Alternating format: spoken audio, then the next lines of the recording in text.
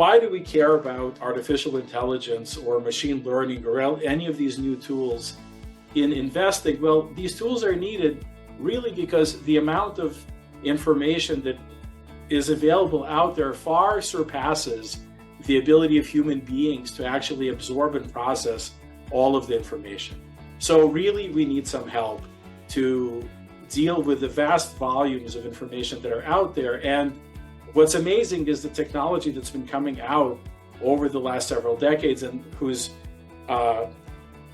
capabilities have really accelerated over the last several years is out there and can help us do exactly this, which is process all of the vast volumes of information that are out there in the world that are relevant for financial decision making, even though any one person might not be able to absorb all of this information.